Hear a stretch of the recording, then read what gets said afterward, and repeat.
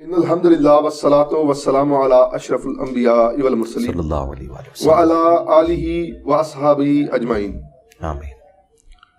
السلام علیکم احباب زیوکار، میں ہوں سید محمد شاہ ثانی کاظمی، سجادہ نشین مرکزی دربار عالیہ کالوچک شریف۔ آج ہم ایک ایسی شخصیت کے پاس موجود ہیں جن نے اختلافی موضوعات پہ بہت زیادہ بات کی ہے۔ یوٹیوب کے اسکالر بھی انہیں کہا جاتا ہے، مختلف مکاتب فکر کے علماء ان سے اختلاف بھی کرتے ہیں۔ مجھے بھی ان کی جو نظریات ہیں ان سے شدید اختلاف ہے۔ ہم آج ان سے 1 to 1 کوسچن کریں گے، کیونکہ میرا تعلق تصوف سے ہے تو میں اپنا مقدمہ آج ان کے سامنے پیش کروں گا۔ السلام علیکم ورحمۃ اللہ صاحب۔ وعلیکم السلام ورحمۃ اللہ وبرکاتہ۔ ولا حول ولا قوۃ الا باللہ، اللہم صلی علی محمد وعلی آل محمد۔ سید صاحب، ہماری خوش نصیبی ہے کہ آپ نے بجائے یہ کہ ہمارے بارے میں کوئی ایسی رائے قائم کریں جو علماء کے اکسانے کے اوپر ہو، جو بھی آپ کی ریزرویشنز ہیں آپ ڈائریکٹلی آگے پوچھیں۔ یہ بڑی خوشی کی بات ہے کہ آپ نے جرأت دکھائی ہے، ایک گدی نشین ہوتے ہوئے بھی آپ نے اپنا موقف ہمارے سامنے رکھنے کی، اور ہمارا موقف قرآن و سنت کی دلائل کی روشنی میں آپ پوچھیں۔ انشاءاللہ ہم جہاں پر آپ کی بات ریزنیبل ہوگی ایکسیپٹ کریں گے، اور جہاں پر اختلاف ہوگا وہ آپ کو قرآن و سنت کی روشنی میں انشاءاللہ جی جزاک اللہ سر۔ اچھا سر، سب سے پہلے میرا آپ سے سوال ہے کہ صوفیاء نے، ہم نے شروع سے ہی سنا ہے اور ہندوستان کی تاریخ کی کتب اٹھا کر بھی آ کے دیکھیں تو یہاں پہ تبلیغ اسلام کے بارے میں صوفیاء کی کافی خدمات ہیں۔ میں نہیں کہتا وہ معصوم تھے، غلطیاں واقعتاً ہوئی ہیں، اور زیادہ تر جو غلطیاں آپ ہائی لائٹ کرتے ہیں وہ بعد میں آنے والے لوگوں نے ہائی لائٹ کی ہیں، انہوں کے معاملے میں ہوئی ہیں۔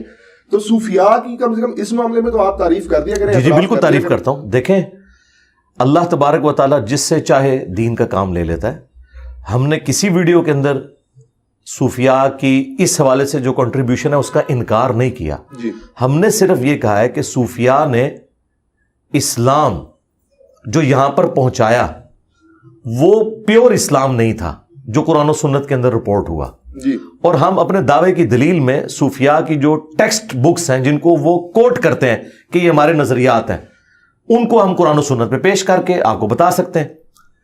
رہ گی کنٹریبیوشن، تو ہم صوفیاء سے ہی پوچھیں گے کہ ایران کے اندر آج سے آلموسٹ 700 سال پہلے جن شیعہ حکمرانوں نے، شیعہ علماء نے وہاں پر شیعت پھیلائی، کیا ان بزرگان دین کی خدمات کو سنی صوفیاء ماننے کے لیے تیار ہیں؟ تو وہ کہیں گے نہیں، وہ مسلمان تو ہیں لیکن ہم ان کے عقیدوں کو صحیح نہیں سمجھتے۔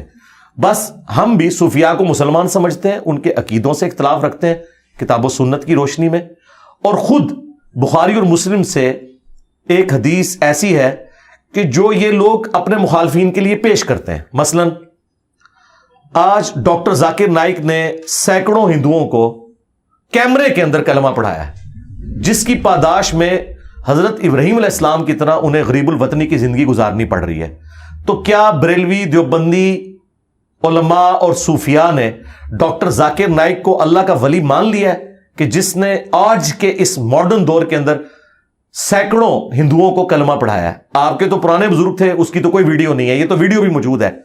تو اس کے جواب میں وہ یہ کہیں گے کہ ہم ذاکر نائک کے عقیدوں کو صحیح نہیں سمجھتے، اس کا کلمہ پڑھانا ٹھیک ہے، وہ اللہ تعالیٰ فاسق سے بھی کام لے سکتا ہے۔ بخاری مسلم کی وہ حدیث کوٹ کر دیں گے جو میں نے ذکر کیا کہ اللہ تعالیٰ چاہے تو فاسق سے بھی دین کا کام لے لیتا ہے۔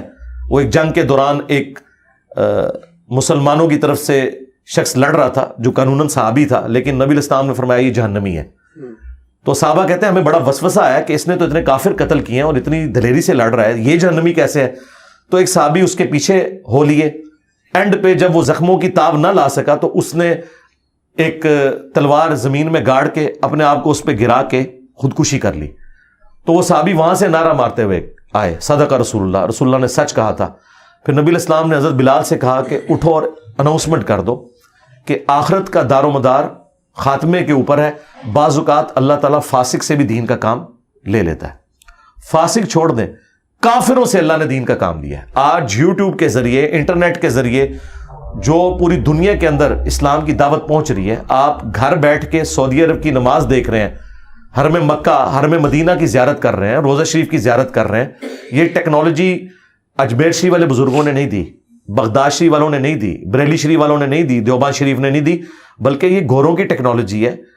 تو یہ بہت بڑی بات ہے. یہ بخاری مسلم جو پرنٹ ہو رہے ہیں, قرآن پرنٹ ہو رہے ہیں, یہ کافروں کے پرنٹنگ پریس کے اوپر ہے. تو یہ گوروں کی بہت بڑی کنٹریبیوشن ہے. ایون جو میں نے پگڑی باندھی ہوئی ہے, یہ کپڑے جو میں نے پہنے ہوئے ہیں, یہ ان مشینوں کے اوپر بنے ہیں جو مسلمانوں کی بنائی ہوئی نہیں ہے. تو اللہ تعالیٰ فاسق کیا کافر سے بھی دین کا کام لے لیتا ہے, لیکن اس کی بنیاد کے اوپر اس کے عقیدے صحیح نہیں ہو جائیں گے. جس طرح کے صوفیاء کے نزدیک ڈاکٹر ذاکر نائک کا سینکڑوں ہزاروں ہندوؤں کو کلمہ پڑھانا اس بات کی دلیل نہیں ہے کہ ذاکر نائک کے عقیدے صحیح ہیں, وہ نہیں مانتے نا. جی. تو بالکل اس طریقے سے ہم بھی صوفیاء کے عقائد سے اختلاف رکھتے ہیں, اگرچہ انہیں مسلمان سمجھتے ہیں. ان کی غلطیاں قرآن و سنت کی روشنی میں ہائی لائٹ کریں گے, ان کی آخرت کا معاملہ اللہ کے سپرد کریں گے. یہ بات ٹھیک ہے. اچھا سر, آپ ہمارے اسلاف کو کبھی چشتی دجال کہتے ہیں, کبھی آپ اشرف علی دجال کہتے ہیں, کیونکہ میں دیوبند مکاتب فکر کے جو علماء ہیں میں ان کی بھی بڑی قدر کرتا ہوں. تو اتحاد امت کے ایک اعتراف سے میں بات کر رہا ہوں کہ آپ جب انہیں اشرف علی دجال کہیں گے, چشتی دجال کہیں گے, تو پھر اتحاد امت کی بات جو آپ کے منہ سے نکلتی ہے وہ تو بے معنی ہو جاتی ہے. دیکھیں, میں نے کسی ویڈیو میں اشرف علی دجال یا چشتی دجال کا لفظ یوز ہی نہیں کیا. یہ دجال کا لفظ میں نے غلام احمد قادیانی کے لیے یوز کیا. البتہ یہ ضرور ہے کہ میں نے یہ کہا کہ جس طرح غلام احمد قادیانی دجال نے ختم نبوت کے اوپر ڈاکہ مارا, اس طریقے سے جو بھی ختم نبوت کے اوپر ڈاکہ مارے اور اپنے نام کا کلمہ پڑھوائے, چشتی رسول اللہ کہہ کے یا اشرف علی رسول اللہ کو انڈورس کرے, وہ کس منہ سے ختم نبوت کے اوپر بات کر سکتے ہیں. یہ میں نے بات کی. اب رہ گیا دجال, تو ہم یہاں سے شروع کر لیتے ہیں. کیا بریلوی اشرف علی تھانوی صاحب کا کلمہ انڈورس کرنا, لا الہ الا اللہ اشرف علی رسول اللہ اور اللہم صلی علی و نبینا اشرف علی, نعوذ باللہ, کیا اس بات کے اوپر بریلوی علماء اور ان کے بزرگ کیا اشرف علی تھانوی کو رحمت اللہ علیہ اور مفتی اعظم اور حکیم الامت مانتے ہیں؟ وہ تو کہتے ہیں یہ کذاب ہے, دجال ہے, گستاخ رسول ہے. اعلیٰ حضرت نے تو حسام الحرمین میں اشرف علی تھانوی کو کافر ڈکلیئر کیا اور کہا کہ اس کے کفر میں شک کرنے والا بھی کافر ہے. تو جب بریلویوں کے بزرگوں نے اشرف علی تھانوی کو کافر ڈکلیئر کیا ہوا ہے, تو اس کے مقابلے پہ میرا یہ کہنا کہ مجھے ان سے علمی اختلاف ہے اور یہ ان کا عقیدہ ختم نبوت کے منافی ہے, تو بہت چھوٹی چیز رہ جاتی ہے. اتحاد امت کیسے ہو سکتا ہے؟ فساد امت کی بنیاد پہ تو اتحاد امت نہیں ہو سکتا نا. کیا بریلوی علماء تیار ہیں کہ اشرف علی تھانوی کی گستاخانہ عبارتوں کو وہ صحیح سمجھتے ہوئے ان کے ساتھ اتحاد امت کر لیں؟ وہ کہتے ہیں اتحاد امت ہو ہی نہیں سکتا. اسی طریقے سے دیوبندی بھی بریلویوں کے ساتھ کبھی بھی اتحاد امت نہیں کر سکتے, کیونکہ المحند علی المفند میں ان کے بزرگوں نے انہیں شیطانی لشکر کہا ہوا ہے. میں اتحاد امت کی جو بات کرتا ہوں نا, یہ بالکل ڈیفرنٹ ہے. ہمارے نزدیک اتحاد امت یہ ہے کہ اپنے اپنے بزرگوں کو چھوڑ دو, اس شخص کے ساتھ اپنی نسبت جوڑو جس کی قبر مدینے میں ہے صلی اللہ علیہ وآلہ وسلم. اگر بزرگ بھی پکڑ کے رکھو گے اور پیرلل میں کہو گے ہم قرآن و سنت کو بھی مانے, تو یا بزرگ بچا لو یا قرآن و سنت بچا لو. یہ ہو نہیں سکتا کہ اسلام کی بنیاد جس کلمے کے اوپر ہے اس کلمے کے اوپر کوئی ڈاکہ مارے اور ہم کہیں کہ ٹھیک ہے وہ تصوف کی معرفت کی باتیں ہیں, چشتی رسول اللہ یا سبحانی ما اعظم شأنی یا لوائی اعظم من لوائی محمد, میرا جھنڈا محمد کے جھنڈے سے بڑا ہوگا. آپ یہ عقیدہ رکھیں, آپ کے تو نقشبند سلسلے کے بزرگ ہیں وہ بایزید بستامی, آپ کے ہم یہ عقیدہ بھی رکھیں اور پیرلل میں آپ ہمارے ساتھ اتحاد امت کریں. اتحاد امت تو ہوگا, امت کس کی ہے؟ بایزید کی, اشرف علی تھانوی کی یا محمد رسول اللہ کی؟ پہلے تو یہ ڈیسائیڈ کریں. اتحاد امت محمدیہ کی بات ہو رہی ہے, اتحاد امت دیوبندیہ, اتحاد امت نقشبندیہ, اتحاد امت بریلویہ, اتحاد امت قادریہ کی بات تو نہیں ہو رہی نا. امت تو اس شخص کی ہے جس کی قبر مدینے میں ہے, جو شخص اس کے ساتھ غداری کرے, ٹھیک ہے, اس کی عظمت اپنے کھاتے میں ڈلوائے, تو ہم اس کے ساتھ کیسے اتحاد کریں؟ ہمارا جھگڑا یہ ہے کہ ان بزرگوں کی کتابوں میں گستاخانہ عبارتیں اور ان کے ماننے والے ان گستاخیوں کو اون کرتے ہیں اور وہ کہتے ہیں ٹھیک لکھا ہے, آپ کو سمجھ نہیں آئی. ہم کہتے ہیں آپ ہمیں نہ سمجھائیں, اپنی پبلک کو جسٹیفائی کریں. میرے سے پہلے کیا بریلویوں نے کبھی کہا تھا کہ چشتی رسول اللہ والی کتاب بدل گئی ہے؟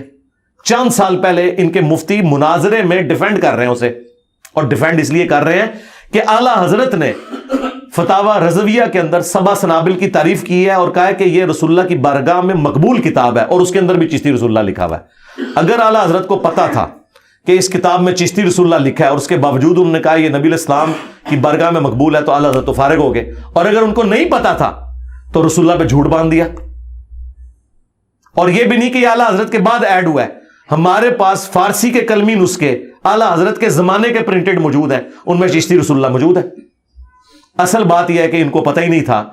کوئی اللہ تعالیٰ ان کے اوپر بندہ مسلط کر دے گا کہ وہ اعلیٰ حضرت کے مشن کو لے کے آگے چلے گا. اعلیٰ حضرت نے تو صرف دیوبندیوں کے بابوں کو پکڑا, اور یہ کہتے ہیں نا کہ جی انجینئر صاحب ڈھونڈ ڈھونڈ کے جو ہے وہ گند پہ بیٹھتے ہیں جیسے کوئی مکھی بیٹھتی ہے. تو اعلیٰ حضرت نے بھی اشرف تھانوی کی سینکڑوں کتابوں میں سے ایک حفظ الایمان میں سے عبارت نکالی ہے نا. باقی کتابیں کیوں نہیں؟ وہ کہتے ہیں فارغ باقی کتابیں. جی جی ہاں کہتے ہیں نا. تو تھوڑے بابے نہیں فارغ کہتے ہیں جی ایک چھوٹی سی بھی گستاخی ہو جائے تو بندہ فارغ ہو جاتا ہے. آپ نقشبند سلسلے سے آپ کے سب سے ڈومیننٹ بزرگ جو ہیں شیخ احمد سرندی ہیں, انہوں نے اپنے ملفوظات کے اندر لکھا ہے کہ میں 1000 سال کا مجدد ہوں. ہم نے ان سے پوچھا ہے کوئی ضعیف حدیث بتا دو. حدیث تو ابو داؤد اور حاکم میں ہے 100 سال کے مجدد کی. یہ اس نے کہاں سے اپنے آپ کو خود ڈکلیئر کر دیا مجدد اور 1000 سال کا. اور پلس اس نے کہا ہے کہ مجھے جتنی شانیں ملی ہیں میں اللہ سے امید کرتا ہوں اس کا کچھ حصہ امام مہدی کو بھی مل جائے گا. وہ اپنے آپ کو امام مہدی تو بڑا سمجھتا ہے.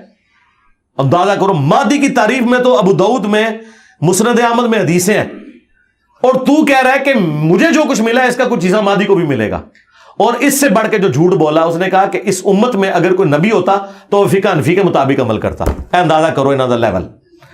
تم نبیوں کو فقہ حنفی کے انڈر کر رہے ہو. اور کہا کہ ہمارے بزرگوں نے کشف کے ذریعے دیکھا ہے کہ قرب قیامت میں جب عیسیٰ ابن مریم آئیں گے تو فقہ حنفی کے مطابق عمل کریں گے. یہ نہیں کہ وہ مقلد ہوں گے, ان کا اجتہاد بھی فقہ حنفی سے مل جائے گا. یار اندازہ کرو, جب سنیوں کی کتابیں بخاری اور مسلم ہیں تو حضرت عیسیٰ علیہ السلام نے بخاری مسلم پہ عمل کرنا ہے یا فتاوی عالمگیریہ کے اوپر عمل کرنا ہے؟ مسلم شریف میں تو موجود ہے کہ عیسیٰ ابن مریم تم میں آئیں گے اور تمہیں اللہ کی کتاب اور اس کے نبی کی سنت کے مطابق چلائیں گے. تو اللہ کے نبی کی کتاب تو قرآن ہے اور اس کی سنت بخاری مسلم ہے.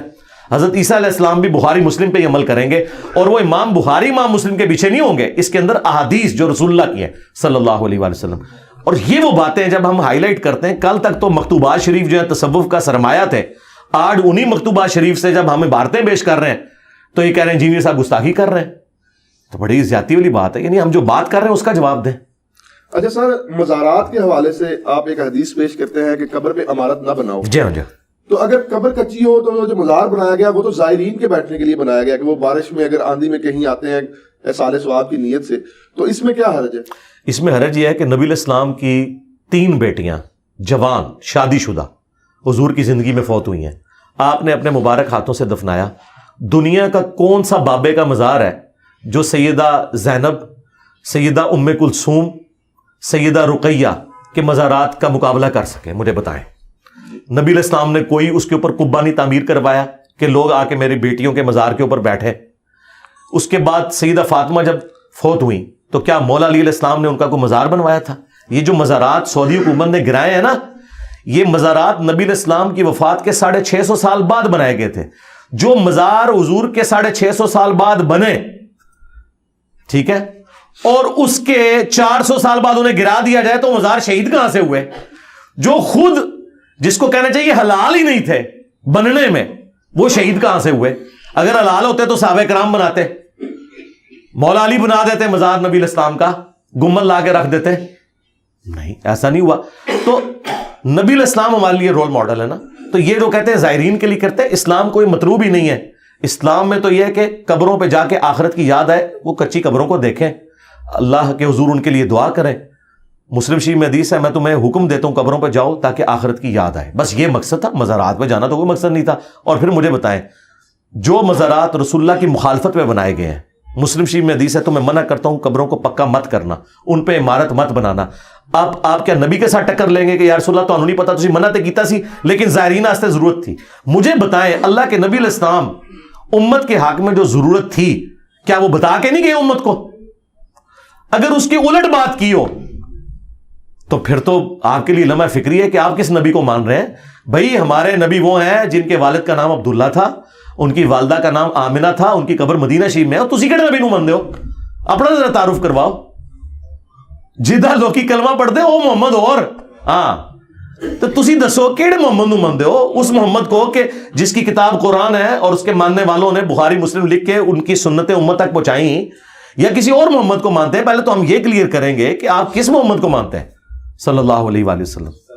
اچھا سر, اگر میں یہ کہتا ہوں دعا میں کہ اے اللہ میرے اعمال اس قابل نہیں کہ میں تیرے سامنے بطور وسیلہ پیش کر سکوں، میرے پاس ایک نسبت ہے کہ میں تیرے نبی کا امتی ہوں، اگر یہ نسبت پیش کر کے میں اللہ سے حاجت پیش کرتا ہوں تو پھر یہ کیسے مسئلہ استعانت کے حرام ہوا یا کیسے شرک ہوا؟ نہیں، استعانت اور شرک نہیں ہے یہ، اس کو تو ہم کوئی شرک نہیں کہتے. استعانت تو یہ نہیں، وسیلہ بالکل ڈیفرنٹ چیز ہے جی. پہلی بات یہ ذہن میں رکھیں، اردو زبان ہم سب کو آتی ہے جی. ایک بندہ کہتا ہے یا علی مدد، جی وہ تو ڈائریکٹ حضرت علی کو پکار رہا ہے. اور ایک بندہ کہتا ہے کہ اے اللہ حضرت علی تیرے مقبول بندے تھے، جو تو حضرت علی سے محبت رکھتا ہے اس محبت کا وسیلہ میں تجھے پیش کرتا ہوں جی. میرا فلاں کام کر دے. تو اس کو کون غلط کہتا ہے؟ جی ٹھیک. یہ تو اللہ کی صفت ہے. آپ یہ بھی کہیں کہ اے اللہ جو تجھے تیرے نبی سے، ان کے اہل البیت سے، ان کے صحابہ سے محبت ہے، یہ اللہ کی صفت ہے محبت کرنا، اس تیری صفت کا وسیلہ میں تجھے پیش کرتا ہوں تو آپ کریں. قرآن میں آیا وَلِلَّهِ الْأَسْمَاءُ الْحُسْنَى فَادْعُوهُ بِهَا، اللہ کے لیے اچھے نام ہیں، اس کے ناموں کے ذریعے. تو یہ اللہ کی ایک صفت ہے کہ وہ اپنے پیغمبروں سے محبت کرتا ہے، ان کے اہل البیت سے محبت کرتا ہے. لیکن ان ہستیوں کو آپ نہ پکاریں، وہ ایاک نعبد و ایاک نستعین کی وائلیشن ہے. ظاہری مدد تو آپ کسی سے بھی لے سکتے ہیں. یہ لوگ کہتے ہیں جی حضور نے مولا علی کو مدد کے لیے پکارا تھا. بھائی مولا علی زندہ تھے تو انہی کو پکارنا تھا. ہونا تو چاہیے تھا حضور امیر حمزہ کو قبر سے نکالتے، زندہ کر کے تو ساتھ لے کے آتے خیبر کے موقع پہ، پھر ہم آپ کی بات مانتے. کیونکہ آرمی چیف تو امیر حمزہ تھے، حضرت علی تو بعد میں آیا نا مین سٹریم کے اندر. پہلے بھی ٹاپ میں تو تھے لیکن مین ٹاپ کے اوپر امیر حمزہ تھے. آرمی چیف تو وہ تھے نا بدر میں بھی احد میں بھی. تو حضور ان کو قبر سے نکال کے کیوں نہیں لیا؟ اس لیے کہ جو دنیا سے چلا گیا. تو مولا علی آج دنیا میں موجود ہوں تو ہم اپنے مسائل کا حل انہی سے جا کے دعائیں کروائیں گے. اور اس کے ثبوت میں وہ بخاری کی حدیث ہے 1010، یہ حضرت عمر کا عقیدہ ہے. انا کننا نتوسل الیک بنبینا، اے اللہ پہلے ہم تیرے نبی کے وسیلے سے تیری طرف متوجہ ہوتے تھے، اب ہم تیرے نبی کے چچا کو لے کے آئے، ان کی دعا کی برکت سے بارش نازل فرما. حضرت عمر قبر رسول سے جا کے کیوں نہیں مانگ رہے؟ حضور کے چچا کو لائے ہیں اور ان سے دعا کروائیے. تو نیک بندوں سے آپ دعائیں کروائیں، ان نیک بندوں سے جو اللہ کی عبادت کرتے ہیں، جو اپنی عبادت کرواتے ہیں، ان نیک بندوں سے نہیں. ہم ان کو نیک نہیں مانتے. تو وسیلہ اور توسل بالکل الگ چیز ہے. آپ نیک اعمال کا وسیلہ پیش کریں، آپ اللہ کے اسماء کا وسیلہ پیش کریں، اللہ کی جو اپنے پیغمبروں سے محبت ہے، اہل البیت سے محبت ہے، اس کا وسیلہ پیش کریں. یہ وہ سارے ہیں جو بخاری مسلم سے ثابت ہیں. لیکن ونس آپ کسی بابے کو ڈائریکٹ پکاریں گے اور پھر آپ کہیں گے نہیں میں جو اس کو پکار رہا ہوں اس کا مطلب یہ ہے کہ اے اللہ فلاں بابے کو میری خبر کر دے، وہ قبر میں بیٹھ کے میرے لیے دعا کرے گا اور تو دعا قبول. یار اتنی لمبی ایکویشن کہیں قرآن حدیث میں لکھی ہوئی ہے. قرآن میں انبیاء کی دعائیں رپورٹ ہوئی ہیں، کوئی ایک دعا بتائیں. اس کے الٹ ملتا ہے وَإِذَا سَأَلَكَ عِبَادِي عَنِّي فَإِنِّي قَرِيبٌ أُجِيبُ الدَّعْوَةَ الدَّاعِ إِذَا دَعَانِ. اے میرے نبی جب میرے بندے آپ سے میرے بارے میں پوچھیں نا تو مجھے بتائیں اللہ کا تعارف جو ہے بابا کروائے گا یا اللہ کا نبی کروائے گا؟ صحابہ کرام جب پوچھتے تھے تو کہا گیا کہ فرماؤ کہ میں ہر بندے کے بالکل قریب ہوں، ہر پکارنے والے کی پکار کو سنتا ہوں. وہاں تو کوئی وسیلہ واسطہ نہیں ڈالا بیچ میں.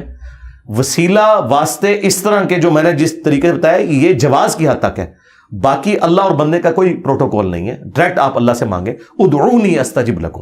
البتہ پروٹوکول یہ ہے کہ آپ نے حمد اور دروشی پڑھنا ہے، وہ ترمذی میں حدیث ہے، وہ ایک سلیقہ ہے دعا کا. نماز میں بھی ہم تشہد میں پہلے سلام عرض کرتے ہیں، پھر دروشی، پھر دعائیں مانگتے ہیں. یہ ایک سلیقہ ہے دعا کرنے کا، لیکن مانگنا آپ نے اللہ سے. ایون نہج البلاغہ میں مولا علی علیہ السلام کا خطبہ، میں حیران ہوں کہ شیعہ نے اتنا بڑا خطبہ اوور لک کیا ہوا ہے جس میں حضرت علی اپنے بیٹے کو کہتے ہیں کہ تم اس کی اولاد ہو جس نے ان قریب مر کے مٹی ہو جانا ہے، دنیا سے چلے جانا ہے، جس کو فنا ہے تو تم مجھ سے امید نہ وابستہ کرو، اس اللہ سے کرو جسے کبھی فنا نہیں ہے. اور بیٹا حسن یاد رکھنا اللہ کی بارگاہ وہ دربار ہے جس نے اپنا کوئی دربان بھی نہیں رکھا ہوا، تم ڈائریکٹ اس سے مانگو.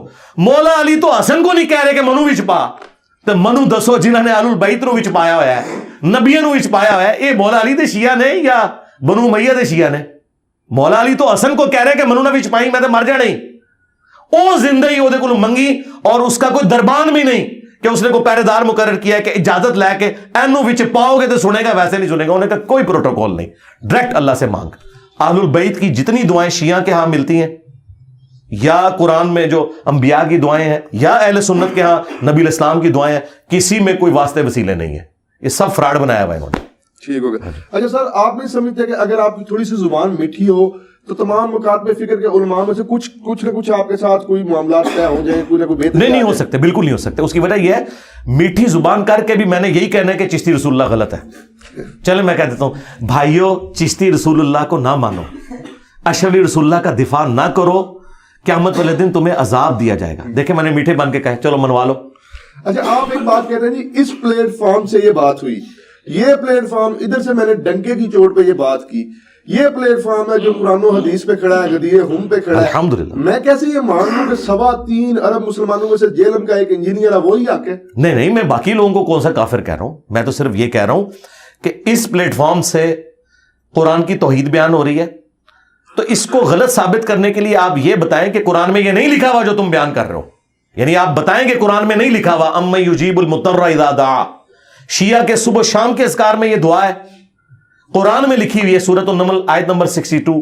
भला बताओ तो कौन सी हस्ती है कि वो इज़्तिराब में घिरे हुए शख्स की फरियाद को सुनता है और उससे उसकी तकलीफ को दूर कर देता है और तुम्हें तुम्हारे माँ बाप के बाद दुनिया पे खलीफा करता है? क्या अल्लाह के साथ भी और कोई इलाह है? इलाहुम मअल्लाह।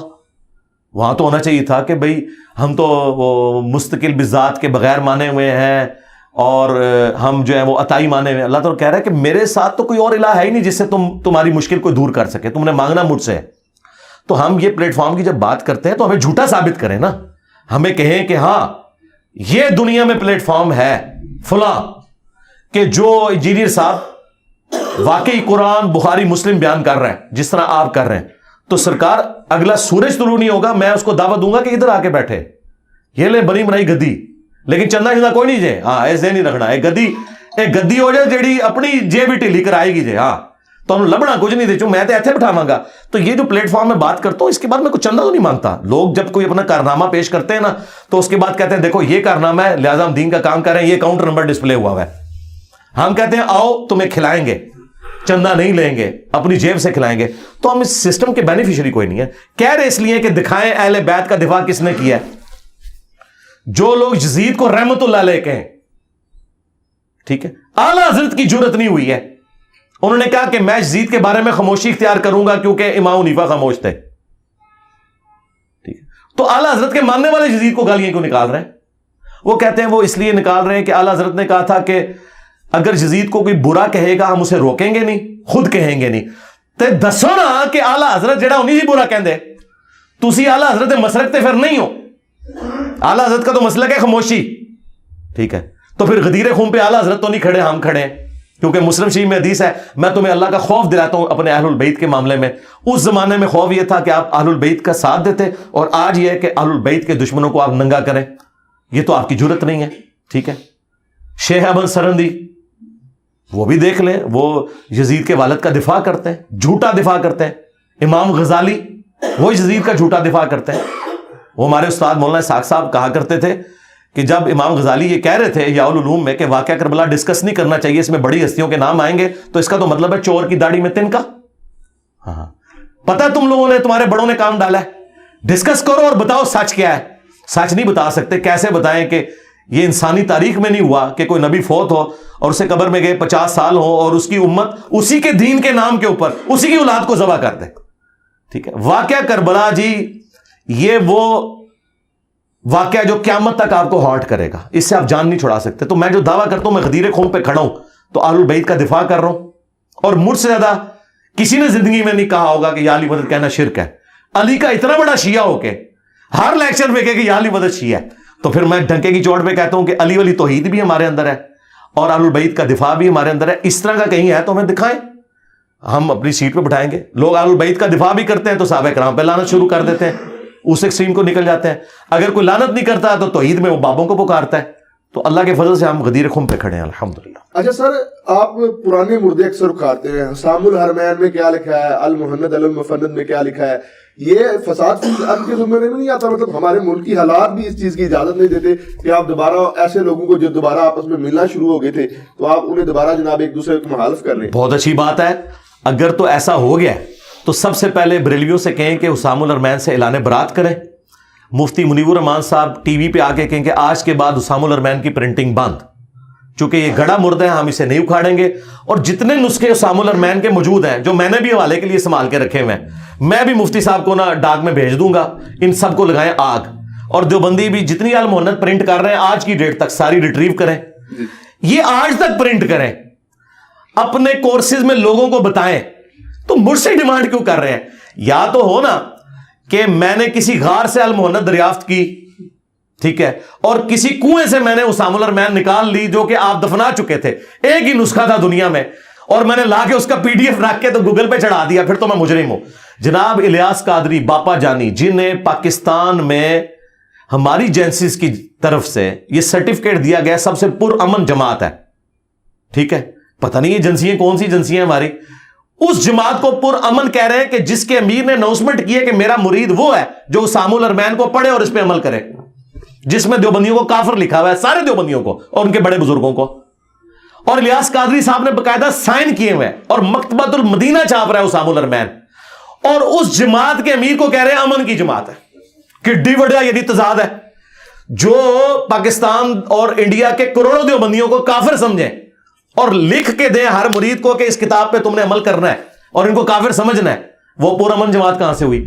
تو میرے بھائی میں تیار ہوں, میں اگلی بات کرتا ہوں, میری جتنی ویڈیوز ہیں نا اسامہ الارمین اور المہند کے بارے میں ویڈیوز بھی ڈیلیٹ کرا دوں گا ساری. یہ اناؤنسمنٹ کریں کہ آج کے بعد اسامہ الارمین اور المہند پرنٹ نہیں ہوگی, اور ہم اپنے بزرگوں سے اعلان برات کرتے ہیں جو انہوں نے اس وقت گند گھولا تھا. آج یہ ہماری ضرورت نہیں ہے, اس کی ایسے نقصان ہوا ہے دین کو. لو میں تیار ہوں, ٹائم قیامت تک جائے. اچھا سر, آپ اسٹیبلشمنٹ کے خلاف بھی بڑا کھل کے بولتے ہیں, مطلب اگر کوئی وزیر مشیر بولتا ہے, ان کی اتنی پاور ہوتی ہے, عوام انہیں اتنا مانتی ہے, ووٹ کرتی ہے, تو وہ اٹھایا جاتا ہے, ان پہ مقدمہ ہو جاتا ہے. آپ کے پیچھے وہ پنجابی میں کہتے ہیں کسی کا تھاپڑا تے ہے جڑا مطلب نہیں, ایسا نہیں. دیکھیں وزیر جو اٹھائے گئے ہیں نا جی سواتی صاحب, تو انتہائی غلیظ زبان پہ اٹھائے گئے ہیں. ایک 70 سال کے بابے کو زیب دیتا ہے کہ اس طریقے سے گفتگو کرے, بالکل پرسنل ہو کے. جی جی بالکل, اس طرح کی گفتگو اسٹیبلشمنٹ تو چھوڑ دیں. جی یہ کسی بدکار عورت کے بارے میں بھی سواتی صاحب وہ لینگویج یوز کریں تو میں کہوں گا اس پہ بھی مقدمہ کرو. یہ کسی کو حق نہیں پہنچتا کہ اس طرح کی زبان استعمال کریں.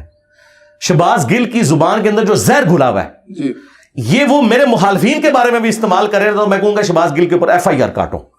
یہ طریقہ ہے بات کرنے کا. رہ گیا میرا معاملہ, میں اسٹیبلشمنٹ سے جو اختلاف رائے کرتا ہوں تو میں کبھی ان کے لیے کوئی روڈ لینگویج تو نہیں استعمال کرتا. میں تو ان کو ان کے حلف کی یاد دلاتا ہوں جی کہ آپ اے پولیٹیکل ہو جائیں. میں اس زمانے میں بھی کہتا تھا جب یہ لچ تلے ہوئے تھے, آج تو انہوں نے اپنا لچ تلنا بند کر دیا. لیکن آپ نے تو انہیں خانہ کعبہ کی چھت پہ چڑھا دیا, اب تو وہ کہہ رہے ہیں کہ ہم اے پولیٹیکل ہو گئے. ہم نہیں, میں نے یہ نہیں کہا. میں نے یہ کہا تھا کہ آپ خانہ کعبہ کی چھت کے اوپر بھی چڑھ کے یہ اناؤنسمنٹ کریں نا کہ ہماری آنے والی نسلیں بھی اب ماشاءاللہ نہیں لگائیں گی, تو اللہ سے میں امید کرتا ہوں کہ عوام کے دل میں آپ کے لیے نرم گوشہ پیدا ہو. یہ میں نے کہا تھا کہ آپ جو یہ کہہ رہے ہیں نا یہ عوام نہیں مان رہی. مجھے بتائیں پاکستان میں سب سے پاپولر لیڈر پاکستان کی ہسٹری میں کون ہے؟ عمران خان. میں تو کہتا ہوں محمد علی جناح سے زیادہ پاپولر ہے. ٹھیک ہے, اچھا تو کیا ان کے ماننے والے آج مان رہے ہیں کہ اے پولیٹیکل ہے اسٹیبلشمنٹ؟ کوئی بھی نہیں مان رہا. تو پھر یہی تو میں کہہ رہا ہوں کہ نہیں مان رہے یہ لوگ, اگرچہ وہ ہوئے بھی ہوں تب بھی نہیں مان رہے. تو میں نے اس کے لیے کہا تھا کہ یہ اتنے بڑے لیول کا بگاڑ ہے کہ آپ کعبے کی چھت پہ بھی چڑھ جائیں, انہوں نے نہیں ماننی آپ کی بات جب تک کہ آپ اپنے ایکشن سے شو نہ کریں. مثلا میں یہ ایکشن چاہتا ہوں کہ اگر آئین میں لکھا ہے کہ 90 دن کے اندر الیکشن ہونے چاہیے, یہ کوئی تک نہیں بنتا کہ آپ بجٹ کا بہانہ کر کے تو الیکشن کو آگے لے جائیں. یہ عمران خان صاحب کی ڈیمانڈ بالکل ٹھیک ہے. پہلے تو یہ لوگ کہتے تھے اسمبلیاں توڑے, کیوں نہیں توڑتا خود بخود آٹومیٹک الیکشن ہو جائیں گے. جب اس نے اسمبلیاں توڑی ہیں اب آپ لوگ بہانے کر رہے ہیں, کیوں نہیں الیکشن کرواتے؟ دیکھیں میں ڈیموکریٹک ویلیوز کے ساتھ ہوں, مجھے سپریم کورٹ سے کوئی لینا دینا نہیں. میں سپریم کورٹ کی جو اس وقت صورتحال ہے نا, میں تو سمجھتا ہوں کہ یہ لوگ خود پارٹی بنے ہوئے ہیں. میں آئین کے تحت یہ بات کر رہا ہوں. یہ تو بائی چانس سپریم کورٹ کا فیصلہ بھی ٹھیک ہے, ادروائز تو مجھے ان کے اکثر فیصلے جو ہے نا وہ پولیٹیکل انجینئرنگ لگتے ہیں. یہ نہ بھی فیصلہ کرتے ہیں, ایون سپریم کورٹ کے سارے جج بھی کہہ دینا کہ الیکشن ڈیلے کرو, میں تب بھی کہوں گا کہ آئین کے تحت یہ غلط ہے. یہی سپریم کورٹ ہے جو ڈکٹیٹرز کو ویریفائی کرتی تھی. مشرف کے ہاتھ پہ بیعت کس نے کی تھی؟ سپریم کورٹ نے. یہ انہی کے اعلی کار بنتے ہیں نا. تو سپریم کورٹ ہمارے لیے کوئی اتھارٹی نہیں ہے, اتھارٹی ہمارے لیے آئین ہے. جس طرح قرآن و سنت اسلام میں اتھارٹی ہے نا, ٹھیک ہے نا. کوئی مولوی کوئی بھی بات کرے اس زمانے کا آج کے زمانے کا, ہم کہتے ہیں نکل ادھر سے, غداری نہ کر. آئین کے خلاف کوئی جج بات کرے, کوئی آرمی چیف بات کرے, کوئی پولیٹیکل لیڈر بات کرے, یہ بالکل ہم اسے جو ہے نا وہ ریجیکٹ کریں گے. ہم کہیں گے آئینی بات کرو, یہ آئینی بات ہے, اس کو آپ فالو کرو. ٹھیک ہو گیا. ایک اہل تشریح بھائی ہیں, انہوں نے سوال کیا تھا کہ اوصیاء کا تسلسل رہا ہے ہر نبی کے بعد. حضرت یوشع بن نون جو تھے وہ وصی تھے, تب تک ان پہ پیغمبری بھی نہیں آئی تھی حضرت موسیٰ علیہ السلام کے. تو حضرت اگر قرآن حکیم نبی مکرم صلی اللہ علیہ وسلم کا وصی تھا تو تورات کیوں نہیں حضرت موسیٰ کی بسی تھی؟ اس لیے کہ تورات ٹیمپر ہو گئی. ٹھیک ہے. پہلے کتابیں ٹیمپر ہوتی تھی تو ان کو اللہ تعالیٰ اس کی ریمیڈی کرنے کے لیے پیغمبر بھیجتا تھا. جوشوا ابن نون وہ پیغمبر تھے سرکار. ہاں, انہوں نے مسند حضرت موسیٰ کے زمانے میں نہیں سنبھالی, ان کی وفات کے بعد سنبھالی ہے, اور وہ پیغمبر بن چکے تھے اس وقت. اچھا, دوسرا جو شیعہ کا موقف ہے نا عقیدہ امامت کا, یہ بالکل قرآن و سنت کے خلاف ہے, اور پریکٹیکلی وہ خود بھی مان چکے ہیں. دیکھیں, آج سے 1200 سال پہلے آپ یہ سوال کرتے نا تو میں اس وقت جواب نہ دے سکتا, کیونکہ شیعہ نے کہنا تھا یہ امام جعفر بیٹھے ہیں, یہ امام باقر ہیں. آج میں پوچھوں کتنے امام آپ کے, تو وہ کہتے ہیں کہ وہ غیابت میں ہے. ٹھیک ہے, ہم کہتے ہیں کب سے, وہ کہتے ہیں نہیں 1200 سال سے. تو ہم کہتے ہیں 1200 سال سے اوصیاء پھر کون ہے؟ ٹھیک ہے, بتاؤ نا. علماء ہے تو سرکار پھر اسی ہے نا اوصیاء. اگر علماء ہے تو قرآن میں تو آیا کہ بنی اسرائیل میں اللہ تعالیٰ اہل علم کو اٹھاتا تھا جو انبیاء کی دعوت آگے پہنچاتے تھے. تو ٹھیک ہے سرکار, ہم وہی کام کر رہے ہیں. ایران میں بھی مجلس شورا بنی ہوئی ہے, علماء وہی کر رہے ہیں کام. امام خمینی نے وہی کام کیا, خامنائی صاحب وہی کر رہے ہیں, سستانی صاحب وہی کر رہے ہیں, تقی عثمانی صاحب وہی کام کر رہے ہیں. تو یہ اوصیاء ہے نا. لیکن یہ وہ اوصیاء ہیں جو قرآن و سنت سے بتائیں گے فَإِن تَنَازَعْتُمْ فِي شَيْءٍ فَرُدُّوهُ إِلَى اللَّهِ وَالرَّسُولِ. سیدھی سی بات ہے, اگر معاملہ اس طرح کا معاملہ ہوگا تو پھر اللہ اور اس کے رسول کی طرف پلٹایا جائے گا. اور میں آپ کو بتاؤں, علمی اختلاف زندگی میں مولا علی سے ان کے بیٹوں نے کیا. مسلم شریف میں حدیث ہے, ولید بن عقبہ نے فجر کے 4 فرض پڑھا دیے تھے. جی بالکل, شراب پی کے. ہاں, بخاری میں بھی اس کا حصہ حضرت عثمان والے چیپٹر میں ہے, مسلم میں تفصیل ہے. وہ شکایت پہنچی, حضرت عثمان نے کہا کہ لوگ یہ باتیں کر رہے ہیں کہ میرا یہ ستیلا بھائی ہے تو میں ایسے بچا لوں گا, تو ایسا نہیں ہوگا. حضرت علی چونکہ چیف جسٹس تھے تو انہوں نے حضرت علی سے کہا کہ ٹھیک ہے آپ اس کے اوپر حکم جاری کریں. 80 کوڑے حضرت عمر لگواتے تھے, نبی اسلام نے 40 لگوائے. تو حضرت علی نے کہا ٹھیک ہے حسن اٹھو اور کوڑے لگاؤ. تو حضرت حسن نے حضرت علی سے کیا کہا, انہوں نے کہا کہ جو اس کی میٹھی کھاتا ہے وہی کڑوی چکھے. بالکل ٹھیک ہے, باپ کی بات نہیں مانی. Point to be noted. ٹھیک ہے, کیوں نہیں مانی؟ انہوں نے کہا کہ یار یہ بنو امیہ سے ہے, ہم بنو ہاشم سے ہیں. لگایا حضرت عثمان نے خود. کوڑا جب مجھ سے مروائیں گے تو یہ تو خاندانی تعصب آ جائے گا, قبائلی سسٹم, تو ہمیں نہ ڈالے. یہ بنو امیہ ہی لگائے اس کو کوڑے, جنہوں نے یہ تحفہ ہم پہ مسلط کیا ہے. حضرت علی نے کوئی برا نہیں مانا. آپ نے اپنے جو بیٹا تھا دوسرا, انڈائریکٹلی اسما بنت امیس سے تھا چونکہ ان سے نکاح کر لیا تھا, عبداللہ ابن جعفر جو بھتیجا بھی لگتا تھا, انہیں کہا تو 40 کوڑے لگوائے اور کہا کہ بس 40 میں رک جاؤ. حضرت عمر 80 لگواتے تھے, حضور نے 40 لگوائے, حضرت بکر بھی 40 لگوائے, میں 40 دونوں کو صحیح سمجھتا ہوں لیکن 40 پہ ایک تو ادھر بھی 40 کی ویو آف کر دیا. ورنہ میرے صحابی تے 80 لوانے چاہیے تھے سن, کہ حضرت عثمان دا نام لے کے تو ویچ کے اللہ دے بندیا خلافت نو بدنام کر رہا ہے. کہ حضرت علی نے کہا نہیں یار چھوڑ دو, مطلب یہ نہ ہو کہ کوئی خاندانی تعصب نہ آ جائے. تو علمی اختلاف ہو سکتا ہے کسی معاملے میں, یہ کوئی ایسا ایشو نہیں ہے. اس زمانے میں بھی لوگ ایک دوسرے کے ساتھ کرتے تھے, آج بھی علمی اختلاف کریں, آپ بتائیں اپنے معاملات کو. تو شیعہ کا جو یہ موقف ہے نا کہ اماموں سے پوچھنا ہے تو ٹھیک ہے, امام محمد مہدی علیہ السلام کو اگر سامنے نہیں لا سکتے, وہ نہیں آنا چاہتے, تو ہم نے ان کو ریکویسٹ کی تھی کہ آپ ہمیں واٹس ایپ نمبر دے دیں, موبائل نمبر دے دیں. تو انہوں نے کہا یہ آپ نے گستاخی کر دی. گستاخی کہاں سے ہوگی؟ آج کے دور میں یہی بات ہوگی نا. مثلا آپ کہتے ہیں کہ فلاں عالم سے مسئلہ پوچھو, تو میں آپ سے کیا کہوں گا کہ اس کا یوٹیوب چینل بتائیں. آپ کے نہیں ہے تو میں کہوں گا واٹس ایپ نمبر دیں. مزاروں کے ایڈریس نہیں آپ بتاتے, اس میں توہین کہاں سے ہوگی؟ میں تو کہتا ہوں کہ اللہ کے نبی علیہ السلام دنیا میں آئے اس وقت تو دعوت کا ذریعہ ہے. آپ کا بھی یوٹیوب چینل ہوگا, آپ بھی لوگوں کو مسائل بتائیں گے, واٹس ایپ گروپس ہوں گے. آج کے کیونکہ اس زمانے میں جتنے لیٹسٹ چیزیں تھیں وہ آپ نے کی. بخاری مسلم میں آتا ہے جب نبی علیہ السلام نے کافروں کو خط لکھے تو صحابہ نے کہا یا رسول اللہ یہ خط آپ کے نہیں, وہ قبول کریں گے, مور لگائیں اس کے اوپر. تو یہ مور نبوت جو آپ دیکھ رہے ہیں نا, یہ نبی علیہ السلام نے اپنی مرضی سے نہیں بنوائی. یہ صحابہ نے کہا یا رسول اللہ واٹس ایپ نمبر بڑھاؤ, نیچے منی جائے گی تھوڑی خط. پھر حضور نے کہا ٹھیک ہے اے میری مور بنواؤ, اور دیکھیں مور کیسی پیاری ہے. محمد سب سے نیچے رکھا ہے, اللہ کو اوپر رکھا ہے. حالانکہ لکھتے آپ تو محمد رسول اللہ عموماً پہلا لفظ اوپر لکھا جاتا ہے, دوسرا نیچے, تیسرا اس سے نیچے. لیکن پرائورٹی آپ نے دیکھی ہے, الٹ لکھا. اصل میں یہ سیدھا لکھا کہ اللہ کا نام اوپر رکھا, محمد رسول اللہ.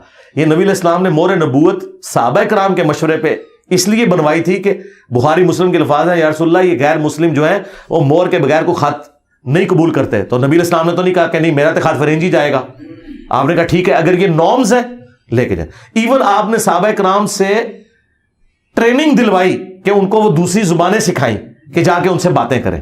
تو نبی علیہ السلام آج موجود ہوں تو انٹرنیٹ بھی یوز کریں گے, سارے معاملات ہوں گے. یہ تو یعنی اس دور کی, اس زمانے میں بھی آپ دیکھیں بخاری مسلم کی حدیث ہے آگاہ ہو جاؤ طاقت پھینکے ہوئے ہتھیاروں میں ہے. نبی علیہ السلام اس زمانے میں بھی کہتے تھے تلوار چھوٹی طاقت ہے, تیر چلانا سیکھو کیونکہ دور سے آپ کسی کو آج بھی دنیا مان رہی ہے کہ پھینکے ہوئے ہتھیار جو ہے نا یہ زیادہ طاقت رکھتے ہیں. میزائل کیا ہے؟ تیر ہے آج کا, بالکل پھینکا ہوا ہتھیار ہے نا. سکون سے آپ اپنے ملک میں بیٹھے ہیں دوسرے کو اڑا دیتے ہیں. تو قرآن میں آیا کہ پلے ہوئے گھوڑے تیار رکھو کافروں کے خلاف. تو آج تو وہ گھوڑے نہیں ہوں گے, آج تو وہ ٹینک ہوں گے, بلکہ اس سے بھی آگے کی بات ہے اب تو لیزر گائیڈڈ میزائل ہوں گے. تو اس طرح کی باتیں کرنا یہ کوئی توہین نہیں ہے کسی کی. تو ہم نے یہ کہا تھا کہ بھائی 1200 سال پہلے تو آپ امام کو مل سکتے تھے, آج امام غیابت میں ہے. تو اگر وہ سامنے نہیں آنا چاہتے کوئی یوٹیوب اپنا چینل بنائے, ہم یوٹیوب سے کوشچن پوچھتے ہیں, وہ ہماری رہنمائی کریں. ہم تیار بیٹھے ہوئے ہیں سرکار, ہم تو اہل بیت کا دفاع کر رہے ہیں. اور میں آپ کو بتاؤں یہ دعوے کرتے ہیں کہ فلانا امام جڑا ہے امام مہدی نو ملیا ہے. سرکار امام مہدی اگر دنیا میں موجود نے, اگر انہوں نے کسی کو ملنا ہے نا تو سب تو سوٹیبل بندہ میں جائے. ہاں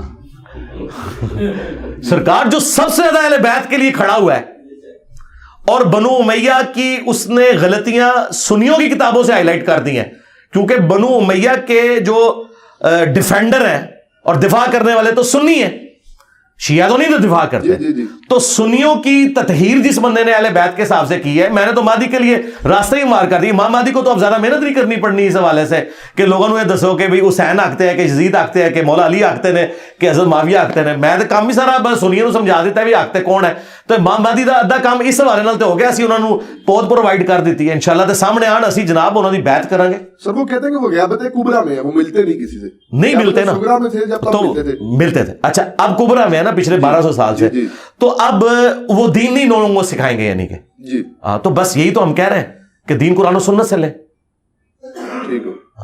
تو پھر کیا ان کا اس میں سے نکالا کیا, مطلب اس میں کوئی چیز نکلے نا. یعنی صحابہ کہف سوئے ہوئے ہیں 300 سال سے, تو کسی کو نہ کوئی سوال کا جواب دے سکتے تھے نہ کچھ کر سکتے تھے. اب کوئی بندہ کہ جی میں آپ دلیل ان کی یہ مانتے ہیں کہ یہ اصحاب کہف والی کو جو دلیل دیتے ہیں کہ مطلب میں کہتا ہوں, میں تو اس بات کو نہیں مانتا. میں کہتا ہوں اگر کوئی مان بھی لے تو اصحاب الکہف جب غار کے اندر سوئے ہوئے تھے تو کیا مسئلے لوگ ان سے جا کے پوچھتے تھے؟ تو جس بندے سے آپ مسئلہ نہیں پوچھ سکتے تو وہ آپ کا امام کیسے ہو سکتا ہے آج کے دور میں, جب تک وہ سامنے نہ آئے. نبی علیہ السلام ساری جنگوں میں جو امامت کرتے رہے, تو کیا یہ ہوا کہ آپ گھر میں بیٹھ گئے اور امامت کرتے رہے؟ آپ آ کے آپ کا خیمہ بھی میدان جنگ میں لگتا تھا, ایک جنگ میں بھی حضور پیچھے نہیں رہے. ٹھیک ہے, آپ کے خیمے لگتے تھے, ہر مسئلے میں حضور سے پوچھا جاتا تھا یا رسول اللہ آپ کیا کریں, تو نبی علیہ السلام بتاتے تھے. تو اگر کوئی امام ہے تو لیڈ کرے نا سرکار. میں یعنی ایک دعوت کا کام لے کے چل رہا ہوں, تو میرے اسٹوڈنٹ مجھ سے جب پوچھتے ہیں تو میں انہیں لیڈ کرتا ہوں نا. میرے مرنے کے بعد یہ کہ غیابت میں چلیں گے وہ آج بھی ہمارے لیڈر ہیں, اس طرح تو ہو نہیں سکتا نا. آج لیڈر وہ ہے جو سامنے مسئلہ بتائے گا. اصل مسئلہ امامت میں یہ ہے کہ وہ کہتے ہیں کہ آسمان کا زمین سے کوئی رشتہ نہیں ہے. وہ معصوم تھے حضرت علی سے جو امام حسن, یار وہ جو کچھ بھی ہو, بات یہ کہ 1200 سال پرانی بات ہے نا. یہ 1200 سال پہلے باتیں ہوتی نا. اب 1200 سال سے ایک بندہ سامنے نہیں ہے تو اس کے بارے میں کیا ہم بات کریں؟ سامنے ہو تو بات کریں نا. بالکل. اچھا سر یہ بات کی جاتی ہے اکثر کہ مطلب میں نے مکاتب فکر کے لوگوں سے سنا. اور آخری بات اس میں امام مہدی غیابت کبریٰ میں ہے, تو کیا نبی علیہ السلام غیابت کبریٰ میں نہیں ہے کہ اپنی قبر میں زندہ نہیں ہے؟ جی بالکل. تو پھر آپ نبی سے کیوں نہیں مسئلے پوچھتے ہیں, بیچ میں امام کیوں ڈالے ہوئے؟ بھائی جیڑی گل ایتھو کان پھڑنا ہے ڈائریکٹ اللہ نبی کو پوچھو. جے تسی امامہ کو نہیں پوچھنا ہے تو اللہ نبی کو پوچھو سرکار. ہاں لیکن یہ نہیں بات مان سکتے. کیوں بھائی سقیفہ بنی ساعدہ ہوئی ہے تو یہ تو مولا علی کو بھی خیال نہیں آیا کہ میں ابو بکر کو قبر رسول پہ جا کے کہوں کہ یا رسول اللہ ذرا فیصلہ کرو ساڈا. ان کو پتا تھا کہ حضور آپ اس دنیا سے جا چکے, آخرت کی زندگی میں آپ ان سے ہم کمیونیکیٹ نہیں کریں گے, آپ کی تعلیمات پر عمل کریں گے. وہ تعلیمات اس وقت بھی زندہ تھی, آج بھی زندہ ہے. جو ماننے والے تھے وہ وقت کے ساتھ فوت ہوتے جا رہے ہیں, میں نے بھی دنیا سے چلے جانا ہے. میرے مرنے کے بعد کوئی یہ تو نہیں کہے گا کہ انجینئر صاحب اس مسئلے میں کیا کہتے ہیں. ہاں ویڈیو سے کہہ سکتا ہے, لیکن ویڈیو میں بھی وہ والا دیکھیں گے. جرا والا نہیں ہوئے گا نا وہ کہیں گے نہیں یہ انہوں نے اپنی رائے ہے, ایسی نہیں مندے. اچھا سر مطلب میں یہ کہتا ہوں کہ آپ کہتے ہیں نہیں, میں نے بہت کم دیکھا ہے کسی بات پہ رجوع کیا ہو. کافی سارے ایسے بہت ساری باتوں میں رجوع کیا ہے. میں نے یہ رجوع کیا ہے کہ آپ مزار پہ جائیں اور اونچی آواز سے کہیں کہ اللہ ادھر جو بزرگ دفن ہے نا, جو اس نے چھپ کے گناہ کیے, جو سامنے کیے, جو چھوٹے کیے, جو بڑے کیے, وہ معاف کرتے تو سر اس طرح ٹانٹ سے کہنے کے بجائے نہیں، ٹانٹ نہیں ہے. چلے میں پیار سے کہہ دیتا ہوں کہ جی آپ جب اپنے بزرگوں کے مزارات پہ جائیں تو بلند آواز سے میرے بھائیوں کہا کریں اے اللہ اس کے چھوٹے بڑے چھپ کے کیے سامنے کیے، گناہ تو ہر بندے سے ہوتا ہے، یہ تو مانتے ہیں، معصوم تو صرف پیغمبر ہے. ہاں یہ تو کوئی نہیں ہے کہ نہیں کیے ہوں گے، یقیناً کیے ہوں گے. اے اللہ وہ معاف کر دے، اے اللہ اس کی قبر میں کیڑے نہ پڑے، اے اللہ اسے عذاب قبر سے محفوظ رکھ. یار اگر اللہ کے نبی یہ دعا کر سکتے ہیں اللہم انی اعوذ بک من عذاب جہنم ومن عذاب القبر ومن فتنۃ المحیا والممات ومن شر فتنۃ المسیح الدجال، ہماری تعلیم کے لیے، ٹھیک ہے. لیکن وہ حضور کے لیے تو بات ٹھیک ہے کہ وہ ہماری تعلیم کے لیے تھا، لیکن باقیوں کو آپ نے اس لیے نہیں سکھائی کہ ہر کوئی یہ کہ یہ تعلیم واسطے ہے. تو عذاب قبر کسی نے نہیں پناہ مانگنی، صحابہ کرام مانگتے تھے. اچھا سر، ایک عوام میں بہت زیادہ بات دیکھی گئی ہے اور علماء بھی اکثر یہ بات کرتے ہیں دعاؤں میں کہ حضرت سیدنا عمر جیسا حکمران عطا فرما. تو آپ اس بارے میں کیا کہیں گے کہ آج کے دور میں جو پرفتن دور جا رہا ہے، کوئی حضرت عمر جیسا حکمران ہو سکتا ہے؟ نہیں، وہ تو اس اعتبار سے مثال کے طور پہ بات کی جاتی ہے. میں تو کہتا ہوں اس سے بڑی بات کرنی چاہیے. اس سے بڑی بات یہ کرنی چاہیے کہ اللہ ہمیں ایسا حکمران دے جو نبی الاسلام کے طریقے کے مطابق ہمیں چلائے. ٹھیک ہے. حضرت عمر فاروق رضی اللہ تعالیٰ عنہ کے بھی سارے ڈیسیژن کو ہم پرفیکٹ نہیں مانتے. ان سے بھی اپنی خلافت کے اندر کچھ مسئلے مس ہینڈل ہوئے ہیں. ہاں جی، مثلاً حج تمتع پہ پابندی لگانا، اور مسلم شریف میں موجود ہے صحابہ کرام بہت سخت خلاف تھے کہ یہ ان کو کام نہیں کرنا چاہیے تھا. تو ہمیں بجائے حضرت عمر کے، حضرت علی کے، حضرت ابوبکر کی مثالیں دینے کی بجائے ہمیں یہ کہنا چاہیے کہ اللہ ہمیں ایسا حکمران دے جو ہمیں نبی الاسلام کے طریقے کے مطابق چلائے. وہ اللہ کی مرضی. ٹھیک ہوگا، ٹھیک ہوگا. اچھا سر، ایک بات یہ بھی کی جاتی ہے، اچھا سر میرا یہ سوال، وہ رجوع والی بات مکمل ہوگی آپ کی، وہ تسلی ہوگی. جی ہاں، اس میں رجوع تو ہم ہر وقت تیار ہیں. میں نے تو کئی باتوں میں رجوع کیا. میں پہلے یہ کہتا تھا کہ مٹھی کے بعد داڑھی رکھنا افضل ہے. اب میں کہتا ہوں کہ جو مٹھی کے بعد کاٹے اور یہ نیت کرے کہ نبی الاسلام کی داڑھی مٹھی سے نہیں بڑی تھی، اس کے لیے وہی افضل ہے. اور جو اس لیے نہیں کاٹتا کہ حضور کی نیچرل مٹھی تھی، میری نیچرل 2 مٹھی ہے، اس کے لیے وہ افضل ہے. میں نے کئی معاملات میں رجوع کیا. ٹھیک ہوگا، ٹھیک ہوگا سر. اچھا سر، اکثر مطلب یہ بات کی جا رہی ہے علماء کی جانب سے، آج بھی آپ کی اکیڈمی میں یہ بات ڈسکس ہو رہی تھی کہ معاشرے میں بڑھ رہی ہے جو بے حیائی ہے، کیونکہ زمانہ ایسا ہے، جدید دور ہے، بے حیائی کے مختلف اسباب موجود ہیں. تو اس کے باوجود آپ جو ہے دوسری شادی کے بارے میں بہت زیادہ مطلب بات کرتے ہیں. بے حیائی کا سب سے بڑا سبب یہ ہے کہ علماء کے جو چینلز ہیں مونیٹائز ہیں، اس پہ بے پردہ عورتیں آ رہی ہیں. اس کے علاوہ تو علماء نے یہ کیوں نہیں اپنی ویڈیو ایڈز کیوں نہیں بند کر رہے؟ سدے باب اس کا کیا؟ سدے باب یہ ہے کہ علماء کی مونیٹائزیشن ختم کروائیں.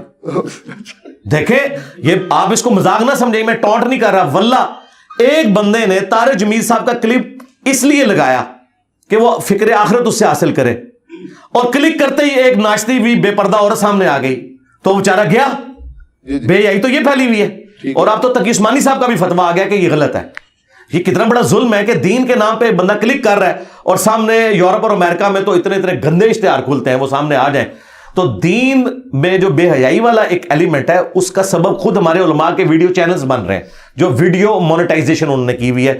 وہ ناچتی ہوئی عورتیں سامنے آ جاتی ہیں، تو یہ سب سے بڑا سبب ہے. اب رہ گیا دوسری شادی. بالکل کریں، دوسری شادی کریں، لیکن اگر دوسری شادی کرنے کے بعد بھی ایک ہی بیوی رہ جائے آپ کی، جی ٹھیک ہے، اینڈ تو رزلٹ یہی ہوتا ہے نا کہ آپ ایک طرف لٹک جاتے ہیں. قرآن نے کہا ایسا نہ ہو ایک طرف لٹک جاؤ. ٹھیک ہے. جب آپ لٹکتے ہیں، ایک تھوڑا سا آپ لٹکتے ہیں تو دوسری طرف سے وہ پہلی بیوی آپ کی ٹانگ کھینچ کے آپ کو گرا ہی دیتی ہے جس طرف لٹکے ہوتے ہیں. وہ کہنی ہے نہ سے تم ادھر ہی مار. تو جو آپ نے وہ جو بچے ہیں وہ اب ان کا کون دیکھ بھال کرے گا؟ وہ تو بچے تو ماں کے ساتھ ہی ہوں گے، جیسے چوزے مرغی کے ساتھ ہی جاتے ہیں. مرغے کے ساتھ کبھی چوزے دیکھے آپ نے؟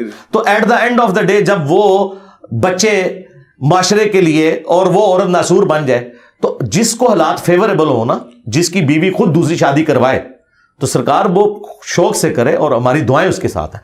لیکن اگر اس سے یہ فتنہ کھڑا ہوتا ہے کہ آپ نے لڑائی جھگڑا کرنا ہے اور اینڈ پہ ایک بھی جاتی رہے، میں اس پوائنٹ آف ویو سے بات کر رہا تھا. قطعاً کسی کی جرت ہے کوئی دوسری تیسری شادی کو حرام کہہ جائے، وہ تو کافر ہے جو کہے کہ یہ حرام ہے، نعوذ باللہ. اچھا سر، جمہوریت کے بارے میں ڈاکٹر اقبال صاحب نے بھی کہا ہے کہ جمہوریت وہ طرز حکومت ہے کہ جس میں سروں کو گنا کرتے ہیں تولا نہیں کرتے. موجودہ جو حکومت ہے اس میں، جو نظام حکومت ہے اس میں مطلب ایک نشئی جو ہے نیم پاگل وہ بھی ووٹ دیتا ہے، اس کی بھی اتنی ہی اہمیت ہے. ایک اسکالر ووٹ دیتا ہے، اس کی بھی اتنی اہمیت ہے. میرے خیال میں نشئی کی ووٹ زیادہ ہونی چاہیے. اس کی وجہ ہے کہ نشئی جو ہے وہ تو اپنے گھر کا سامان بیچ کے نشہ کر رہا ہے نا.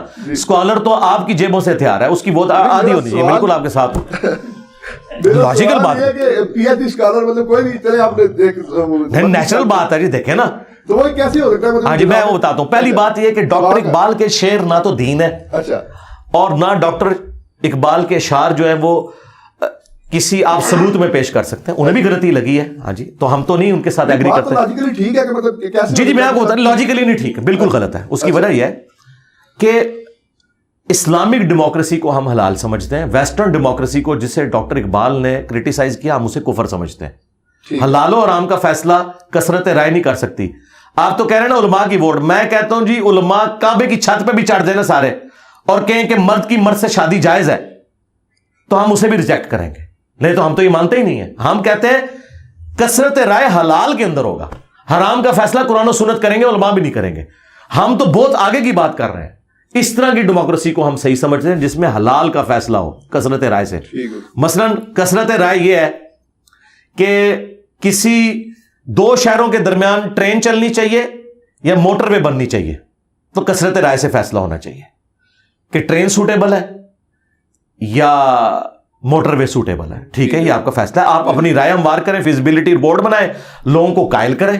ٹھیک ہے, باقی میں آپ کو یہ بتاؤں, یہ جو کہہ رہے ہیں تولا نہیں جاتا, مجھے یہ بتائیے اگر آپ یہ مان لیں کہ ایک پڑھے لکھے اور ان پڑھ کی ووٹ برابر ہونا یہ عیب ہے, تو میرے بھائی مجھے بتائیں وہ ان پڑھ گوالا جو بھینس کی پرورش کرتا ہے, ایک پی ایچ ڈی خواہ اسلامیات میں ہو یا عربی میں ہو یا مفتی اعظم ہو, کیا وہ بھینس پال سکتا ہے یا وہ گوالا پال سکتا ہے؟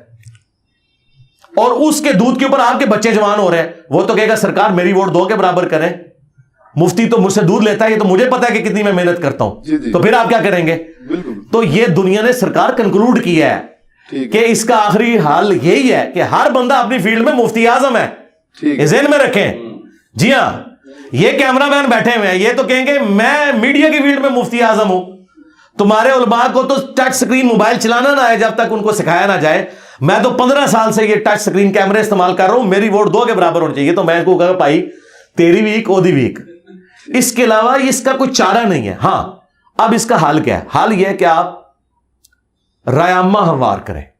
دیکھیں طیب اردگان نے رائے عامہ ہموار کی ہے نا, پاکستان کی اسٹیبلشمنٹ تو اتنی سٹرانگ نہیں تھی جتنی ٹرکی کی تھی, یہ تو شاید نہیں ان کے مقابلے پہ.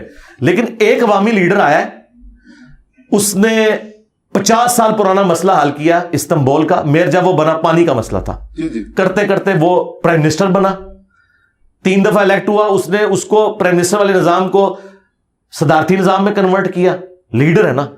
تو آپ نے دیکھا ہے آج تک آپ نے سنا تھا کہ اتنی سٹرانگ فوج اور اس کے سامنے آگے عوام لیٹ رہی ہے ان کے ٹینکوں کے سامنے. پاکستان میں ایسا نہیں کبھی بھی ہوگا, نہیں ہوگا. اس کی ایک وجہ ہے, وہ بہت بڑی وجہ ہے, اور وہ فوج کے پاس وہ گدڑ سنگھی ہے کہ جب تک وہ مسئلہ آپ حل نہیں کرتے نا, کبھی آپ یہ ان سے چھٹکارا حاصل نہیں کر سکتے. وہ یہ ہے کہ پاکستان کی فوج جو ہے وہ مذہبی ہے, اور مولوی ان کے اعلی کار ہیں. ٹرکی کی جو فوج تھی نا وہ تھی سیکولر ایتھیسٹ, اور وہاں پولیٹیکل لیڈر جو ہے مذہب کا نام یوز کرتا تھا. اس لیے مولوی برے وقت میں مسجدوں سے اعلان کر کے اردگان کے ساتھ کھڑے ہوئے, کیونکہ وہ ان سے پہلے تنگ تھے کہ یار یہ تو ہے ہی سارے اس طرح.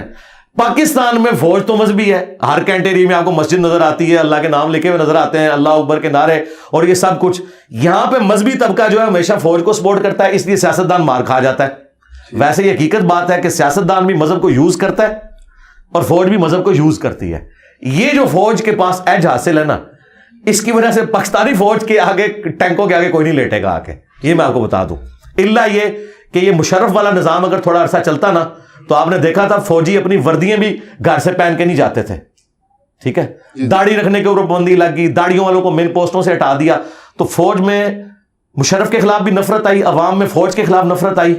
کتنی نفرت آ گئی تھی, وہ بڑی مشکل سے بعد میں اوور کم ہوئی ہے. ٹھیک ہے, تو یہ والا معاملات دیکھیں آپ, اگر اوور آل دیکھیں تو پھر آپ کو پتا چلے گا. اور دوسرا ٹرکی کو یہ ایج حاصل تھا کہ وہاں کے لوگ جو ہے وہ حقیقت ٹی وی نہیں دیکھتے. ہاں, وہاں کے لوگ اے آر وائی یا جیو نہیں دیکھتے, وہاں کے لوگ دیکھتے ہیں بی بی سی, جہاں ڈیموکریٹک ویلیوز ہیں. وہ یورپ کے اندر رہتے ہیں, انہیں پتہ ہے کہ ڈیموکریسی کے کتنے فائدے ہیں, اس لیے وہ ڈکٹیٹرشپ سے ٹکرا گئے. ہمارے لوگوں کو تو پتہ ہی نہیں ہے ڈکٹیٹرشپ, وہ تو کہتے ہیں جی کوئی ڈنڈے والا حکمران لے کے آؤ. ڈنڈے والے تھوڑے آئے نے, کوئی ایک رتی برابر بھی انہوں نے کام کیتا ہے بیڑا ڈوبنے دے سوا. ضیاء الحق آپ کو جو ہے نا کلاشنکوف کلچر دے گیا, سارا ہیروئن کلچر دے گیا, سنی شیعہ کافر کے فتوے دے گیا, اور مشرف آ کے آپ کو امریکہ کی جھولی میں ڈال کے چلا گیا اور یہاں پہ لال مسجد کی ایکٹیویٹی ہوئی اور فوج کے خلاف جو ہے یہاں پہ نفرت پھیلی, تو ان کے ڈکٹیٹرز نے کیا دیا ہے امت کو؟ چھوڑیں. اچھا, لامحدود نجی ملکیت یہ رکھنا اسلام میں کیا جائز ہے؟ لامحدود تو ہو ہی نہیں سکتی جی سرکار. مطلب آپ دیکھیں, آپ بیوروکریٹس جو ہے ہمارے انہوں نے رکھی ہوئی ہے, اس کے علاوہ جو بڑے بڑے نہیں لامحدود تو نہیں ہوگی, مطلب وہ گنی تو جائے گی. مطلب کافی ہے سر, میرے یا میں مرلے ڈیڑھ مرلے کے گھر میرے بھائی اسلام میں اگر آپ زکوٰۃ دے رہے ہیں جی, زمین کی پیداوار کا عشر دے رہے ہیں تو اسلام کو تو کوئی تکلیف نہیں آپ سے. ٹھیک ہو گیا, ٹھیک ہو گیا. آپ کو حیران کن بات بتاؤں, یہ لوگوں کو یقین نہیں آئے گا, آپ بخاری شریف کھولیں, حضرت زبیر جب شہید ہوئے نا آج کے اربوں روپے کے مقروض تھے سرکار, کروڑوں نہیں اربوں. وہ آپ سونے کی ویلیو کیلکولیٹ کریں آج کے حساب سے. جی جی. اب آپ سوچیں گے حضرت زبیر عشرہ مبشرہ, اور وہ جنگ جمل سے ایک دن پہلے اپنے بیٹے کو کہہ رہے ہیں, بخاری کے الفاظ ہیں کہ ہو سکتا ہے میں کل مارا جاؤں تو تم نے میرا قرض اتارنا ہے. اب آپ سوچیں گے کہ اس کے اوپر قرض اربوں روپے کا ہے, وہ کتنے کی دیر ہو رہے. ہوا یہ تھا کہ اس زمانے میں بینک نہیں ہوتے تھے, لوگ جو ہیں وہ بڑے لوگوں کے پاس اپنی مانتے رکھواتے تھے, وہ مانتے انہوں نے رکھوا دی, آگے انہوں نے وہ بھی غریبوں میں بانٹنی شروع کر دی. ادھار تو ادھار نہیں ہوتا ہے, حضرت علی کو نہیں تھے حضور ڈیوٹی لگا کے کہ مانتے واپس کرنی ہے, وہ ادھر غریبوں میں لٹا دی, اور جن کی مانتے تھی وہ واپس دینی تھی. ٹھیک ہے, بعد میں کتنی مشکل سے حضرت عبداللہ ابن زبیر نے وہ قرضہ اتارا ہے, اور وہ اس طرح اتارا ہے, وہ بھی خیر کیا اتارا, وہ بیت المال سے ہی پیسہ گیا سارا. حضرت معاویہ کو ریکویسٹ کی کہ حضرت زبیر کی یہ زمین ہے, وہ زمین تھی سپوز 1 کروڑ روپے کی, انہوں نے کہا یار یہ آپ 1 ارب کی خرید لیں تو چلیں. تو حضرت معاویہ نے بھی جیب سے کوئی نہیں دیا, بیت المال سے ان کو پیسے دیے. اس طرح مختلف جگہوں سے پیسے کٹ کر کے انہوں نے اپنے باپ کا قرضہ اتارا. تو مجھے بتائیں حضرت زبیر کے پاس تو اربوں کا قرضہ تھا, اس طرح باقی صحابہ کے پاس بھی بہت زیادہ ایسٹس تھے, لیکن اگر وہ زکوٰۃ دیتا ہے اور اس طرح کے معاملات لے کے چلتا ہے تو یہ جائز ہے, لیکن یہ پسندیدہ نہیں ہے. پسندیدہ وہی ہے جو ابو ذر غفاری کا مذہب ہے. ہاں ہم ابو ذر غفاری کے ساتھ ہیں, لیکن اس کو ہم حرام اس لیے نہیں کہتے کہ ہمارے پاس یہ اختیار نہیں کہ شریعت میں ایک چیز حلال ہے مجھے حرام کہتے ہیں. ٹھیک ہو گیا سر. آخر میں سر, کیونکہ میں اتحاد امت کی نیت سے آیا ہوں اور میں ایک پلیٹ فارم اتحاد امت کا چلا رہا ہوں. اتحاد امت بڑا وزنی چیز ہے جی, جزیر بہت رہے اتحاد امت رو تھوڑا پیغام دے. اتحاد امت صرف یہ ہے جی کہ اپنا چھوڑ دو, دوسروں کا بھی تھوڑا تھوڑا چھیڑو, تو آپ کو پتا چلے گا سب کے پاس کچھ نہ کچھ حق ہے. وہ سارا حق ایک جگہ جمع کرو اور اپنی نسبت قرآن و سنت کے ساتھ مضبوط کرو, اپنے اپنے بزرگوں سے دستبردار ہو جاؤ, کیونکہ آپ کے بزرگ دوسروں کے نزدیک مردود ہیں اور ان کے بزرگ آپ کے نزدیک مردود ہیں. بزرگ بھی آپ اپنے ساتھ سنبھال کے رکھیں.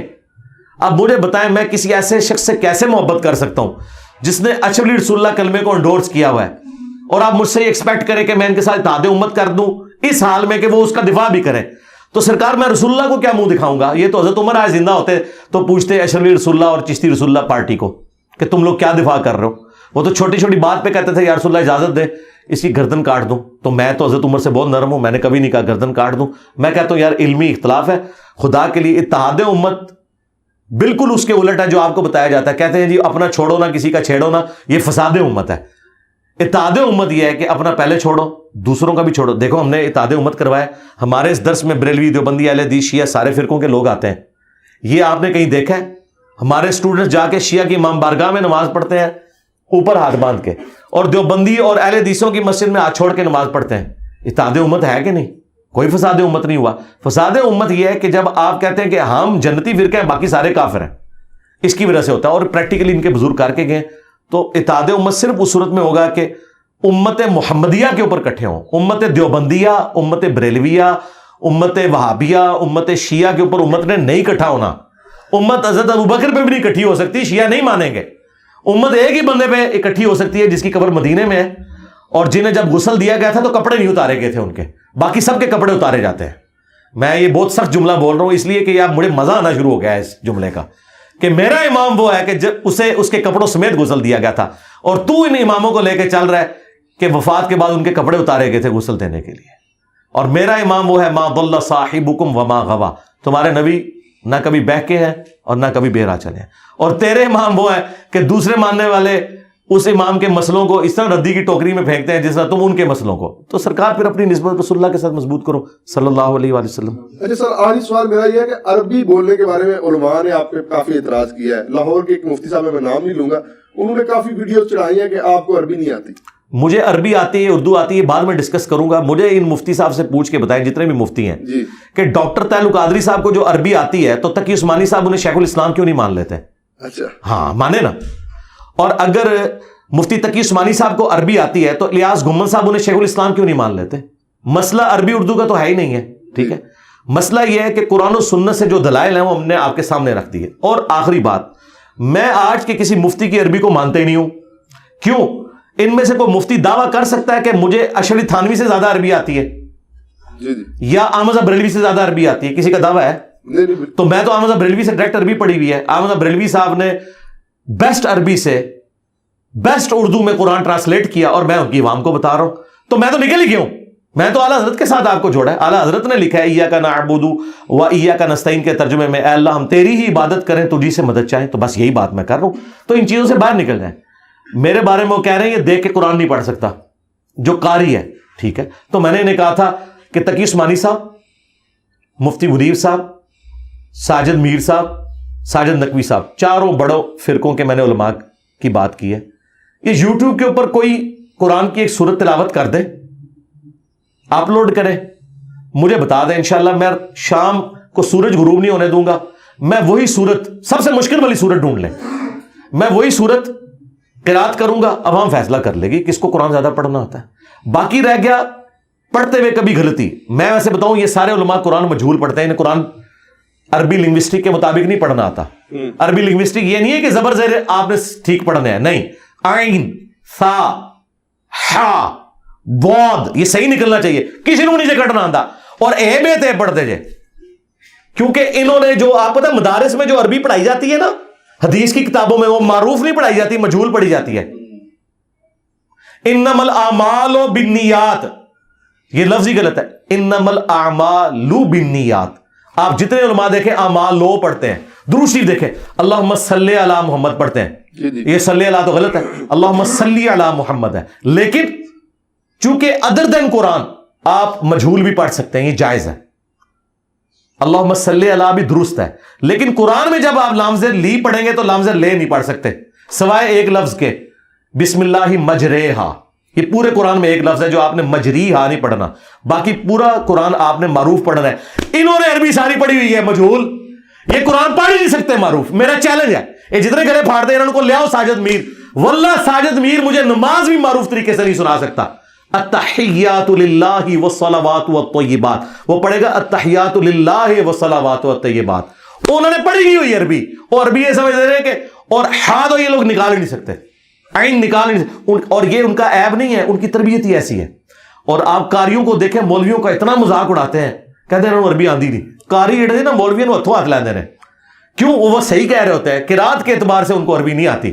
خالی عربی پروناؤنس کرنا کافی نہیں ہے نا, وہ اس لہجے میں ہونی چاہیے. تو میں عربی لہجے میں عربی پروناؤنس بھی کرتا ہوں. باقی جو پڑھتے ہوئے کبھی زیر زبر کی غلطی ہو جائے نا, وہ تو ساروں سے ہو جاتی ہے. وہ غلطی تب غلطی ہے کہ جب کوئی بندہ لقمہ دے اور میں پھر اس کو غلط پڑھوں. اوور لک ہو سکتی ہے پڑھنے میں, ٹھیک ہے. ابو داؤد میں حدیث ہے نبی علیہ السلام قرآن بھول گئے تھے, آپ پہ نازل ہوا ہے. تو بعد میں ایک صحابی نے یا رسول, آپ نے فرمایا تم نے مجھے یاد دلا دینا تھا, لقمہ دے دینا تھا. تو آپ اندازہ کریں کہ کیا نبی علیہ السلام کو نہیں پتا تھا؟ بات یہ ہے کہ کبھی کوئی بندہ اگلی آیت بھول جاتا ہے, یا پڑھتے ہوئے متشابہ آیات آ جاتی ہیں ایک طرح کی. بعض اوقات آپ دیکھ کے بھی پڑھتے ہیں. میں آپ کو پروف ریڈنگ میں بھی بتاؤں, ہم نے جب پمفلٹ لکھے نا تو 10 بندوں سے میں نے پروف ریڈنگ کروائی, اور ایسے بندوں سے بھی کروائی کہ جن کی انٹرسٹ کا وہ ٹاپک نہیں تھا. کیوں؟ جو بندہ دیندار ہے نا, وہ حدیث میں اگر کہا کہ کی غلطی ہوگا نا تو وہ اپنی یاداشت سے اسے صحیح پڑھ رہا ہوگا. لیکن جس بندے کو نہیں پتا ہوگا وہ والی غلطی بھی نکال لے گا. مطلب اگر یہ اس میں اگر یہ تے کے کوئی نقطے مس ہوں گے نا تو آپ بابے تے پہ پہنچیں گے, شاید کوئی نہیں, خود ہی پڑھ لو گے.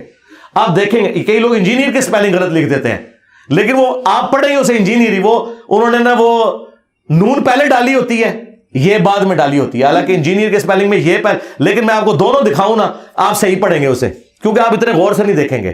لیکن جس کا انٹرسٹ نہیں ہوگا نا وہ دیکھے گا پہلے یہ پہلے پائس کے بعد پائس. تو یہ اس طرح کے معاملات ہو جاتے ہیں. غلطی تب ہے کہ میں نے ایک کوئی لفظ پڑھا اور بار بار اسے غلط پڑھا, اور میں تو فل بدی, مجھے سینکڑوں آیات قرآن کی زبانی یاد ہے, اور میں فل بدی پڑھتا ہوں عربی لنگوسٹک کے لہجے میں پڑھتا ہوں, میرے درجوں ویڈیوز ہیں, قرآن کلاسز ہیں, ان میں کہیں ایک کوئی زبر زیر کی غلطی ہو جائے اور اس کو پڑھ کے اس کو دیکھ کے قرآن پڑھنا نہیں آتا, میں کہتا ہوں جی ضرور کہیں گے, اچھی بات ہے. جب آپ کہیں گے دیکھ کے قرآن پڑھنا نہیں آتا, لوگ دیکھ لیں گے اسے پڑھنا آتا ہے کہ نہیں آتا. اور ایک مولوی یہاں تک کہہ رہا ہے, وہ کہہ رہا ہے جی دیکھیں آپ یہ چڑھ جائے تو پھر وہ لوگوں کو پتہ لگ جائے گا قرآن میں یہ غلط پڑھ رہا ہوگا. سرکار ہماری جتنی قرآن کلاسز اپلوڈ ہو رہی ہیں اس کے نیچے عربی لکھی ہوئی بھی آ رہی ہے. اگر میں نے پرونونس بھی کہیں غلط کر دیا تو وہ آپ کو لکھا ہوا نظر آئے گا کہ یہ اس طریقے سے ہے. تو پرونونس ڈاکٹر اسرار صاحب سے زیادہ قرآن کوئی نہیں جانتا تھا. ایون ان کے مخالفین بھی مانتے ہیں کہ ڈاکٹر اسرار جیسے کراس ریفرنسز کسی عالم دین کو بھی نہیں آتے تھے, حالانکہ وہ حافظ قرآن نہیں تھے, لیکن کراس ریفرنس وہ اس طرح بیان کرتے تھے, متشابہ آیات میں بھی وہ غلطی نہیں کھاتے تھے اکا دکا موقعوں کے سوا. 20 سال تک وہ بیان القرآن ریکارڈ کرواتے رہے. اس کے بعد فائنل انہوں نے 98 کے اندر وہ بیان القرآن فائنل ریکارڈ کرایا جو ویڈیو میں, اس میں بھی کئی جگہ زبر زیر کی غلطیاں ہیں, میں نے خود نوٹ کی ہیں, لیکن میں نے کبھی وہ کلپ کاٹ کے نہیں چلایا کہ ڈاکٹر اسرار کو قرآن پڑھنا نہیں آتا. اور ڈاکٹر اسرار صاحب کا وہ پورا قرآن مجہول بھی ہے, وہ ہے پڑھ دیتے ہیں ہی کو بعض جگہ پہ, تے پڑھ دیں گے تی کو, ٹھیک ہے, بو پڑھ دیں گے بو کو, ہو جاتا ہے. اس لیے کہ مجھے پتا ہے کہ ظاہر ہے کہ وہ, لیکن یہ چیز میں ڈاکٹر اسرار کو میں کہتا ہوں جی ڈاکٹر اسرار کو جتنا قرآن آتا تھا نا, تمہارے مرے بزرگوں میں زندہ بزرگوں میں کسی کو قرآن اتنا نہیں آتا, کیونکہ تم لوگ قرآن پڑھ پڑھ کے اپنے بابے ثابت کرتے رہو, ڈاکٹر اسرار لوگوں کو تو ہی سکھاتا رہا. ٹھیک ہے, تو تمہاری تفسیروں کا میں نے کیا کرنا ہے, جو تم لوگ 50 جلدوں کی تفسیر لکھ کے مر جاؤ اور شرک ثابت کرتے رہو, تو میں تو اس کی تفسیر مانوں گا نا جس نے قرآن کو اسی طرح مانا جس طرح کہ نازل ہوا. تو یہ کوئی ایسا اعتراض نہیں ہوتا, اور اسی لیے یہ اس طرح کا علمی اعتراض میں نے کبھی نہیں دیکھا کہ ہمارے کسی اسٹوڈنٹ نے یا میں نے کسی کی اس طرح کی کوئی ویڈیو کاٹ کے اپلوڈ. حالانکہ مجھے ریئل ٹائم ان کے بڑے علماء جو حدیثیں بیان کر رہے ہوتے ہیں اس میں کئی جگہ غلطی نظر آتی ہے, 2-3 حدیثوں کو مکس کر جاتے ہیں. اب میں اس کو غلطی بنا کے پیش کروں اس طرح نہیں, میں نے 1-2 دفعہ پکڑا, لیکن ساتھ ہی میں نے کہا یہ میں کوئی علمی اعتراض نہیں کر رہا, چونکہ ان کا دعویٰ ہے ان کی جوتی ان کے سر پہ مار رہا ہوں. میں نہیں اس کو سمجھتا کہ یہ اعتراض بنتا ہے. مثلا ان کے پاکستان لیول کے ایک بہت بڑے پیر ذوالفقار نقشبندی صاحب جو انجینئر بھی ہیں, جن کے بارے میں کہتے ہیں اس طرح کے انجینئر کو ہم مانتے ہیں جو پیر بھی ہو عالم بھی ہو, اس نے کہا کہ بخاری میں لکھا ہے کہ قبروں پہ مارتے مت بناؤ. میں نے کہا بخاری میں حدیث ہی نہیں ہے.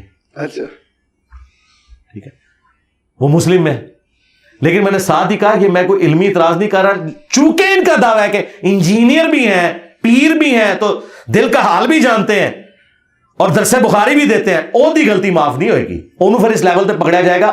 علمی اعتراض نہیں, ایک جذباتی اعتراض ہے, چونکہ یہ خود دوسروں کے اوپر یہی کرتے ہیں نا اس طرح کے اعتراضات. تو اللہ کا شکر ہے, غلطی بتائیں, ہائی لائٹ کریں, انشاءاللہ ہم اپنی اصلاح کریں گے, اس میں کوئی ایسا مسئلہ نہیں ہے, ہر وقت لرننگ کے لیے تیار ہے. اچھا سر, تمام فرقوں میں کوئی ایک عالم دین ایسا بتا دیں جو مطلب باقی تمام سے بہتر ہو, مطلب آپ کے نزدیک وہ بہتر, آپ کو عزم ہو جائے گا. جی بالکل, جاوید احمد غامدی صاحب. ٹھیک ہے سر, ان میں تکنا کتنا اخلاق نبوت تواڈے مولوی موجود ہے, تواڈے مولویاں دے منہ تو جھگ چھوٹتی ہے جدوں میں جاوید غامدی صاحب دا نام لینا وا. یار کیوں چھوٹتی ہے؟ غامدی صاحب نے تو کبھی آپ کی منجی نہیں ٹھوکی, اس نے تو کوئی گستاخی نہیں کی. غامدی جتنی عربی تمہارے بزرگوں کو بھی نہیں آتی, پڑھتے وہ بھی مجہول ہیں, قرآن بھی مجہول پڑھتے ہیں, لیکن عربی لیکن پڑھ رہے مجبور. قرآن سے پوچھیں گے تو عربی غلط پڑھ رہے ہیں, میں ویسے بتا رہا ہوں. ویسے زبر زیر صحیح پڑھنا, اور وہ عربی شاعری بھی ان کو کمال آتی ہے, ان کے مولویوں سے زیادہ عربی آتی ہے. تو میرا نہیں رائٹ میں کسی کے بارے میں میں ان کو کیوں بہتر سمجھتا ہوں. میرے نزدیک داڑھی, فرقہ, شلوار ٹخنوں سے اوپر کرنا, رفع دین کرنا نہ کرنا, اس سے بڑی چیزیں توحید اور ختم نبوت. میرے نزدیک کسی بریلوی دیوبندی اہل حدیث کی توحید اور ختم نبوت کا عقیدہ اتنا مضبوط نہیں جتنا غامدی صاحب کا. لیکن آپ سر انہیں منکرین حدیث میں بھی کنسیڈر, وہ تو بعد کی بات. منکرین حدیث سب سے بڑے حنفی ہیں, کہتے ہیں بخاری مسلم سنیوں کی کتابیں نماز رفع الدین سے پڑھتے نہیں, کہتے ہیں بغلوں میں بت رکھ کے آتے تھے. منکرین حدیث تو حنفی ہیں. ٹھیک ہے, بات تو یہ ہے نا, غامدی صاحب کا عقیدہ توحید بھی دیوبند بریلوی اہل حدیث شیعہ سے بہتر. غامدی صاحب کا ختم نبوت کا عقیدہ بھی, وہ کسی باب بزرگ کی وہ اس طرح کی کسی عبارت کو وہ تو صوفیاء کو آڑے ہاتھوں لیتے ہیں, ان سے بہتر. تو باقی چیزیں تو بعد میں آئیں گی نا, پہلی چیز توحید اور عقیدہ ختم نبوت ہے. اس کے اعتبار سے زندہ لوگوں میں غامدی صاحب سے بڑا کوئی عالم دین نہیں ہے جو اتنی دلیری کے ساتھ یہ عقیدہ رکھتا ہو. تو اس لیے میں ان کو بہتر سمجھتا ہوں. اگر آپ کے علم میں کوئی ہے تو لیں, میں ابھی اس کو پہلے نمبر پہ ڈکلیئر کر دیتا ہوں. ہاں مفتی منیر صاحب سامنے آئے اور کہیں کہ میں چشتی رسول اللہ اور جو صوفیاء کی جتنی گستاخانہ باتیں ہیں انہیں ردے کی ٹوکری میں پھینکا جائے, کتابوں کی پرنٹنگ بند کی جائے. آندہ سے میں غامدی صاحب سے ان کا بھی نام لے لوں گا, لیکن ساتھ ان کو کہنا ہے کہ بابوں کو پکارنا بھی شرک ہے, توحید بھی صحیح ہونی چاہیے, میں ان کا نام لوں گا. ٹھیک ہے, بہت شکریہ سر. اب حافظ جی بغیر یہ تھی آج کا سیشن, اور ہم نے کوشش کی انجینئر صاحب کے نظریات ان کے ساتھ, ہمارے نظریات ہمارے ساتھ, ہم نے کوشش کی ہے کہ آج کے جتنا بھی سیشن ہے اس میں بغیر کسی اسکرپٹ کے آپ کے سامنے پیش کیا جائے. آپ سے گزارش ہے ہمارے چینل کو سبسکرائب کیجیے اور ویڈیو کو لائک کیجیے. اللہ حافظ. جزاک اللہ.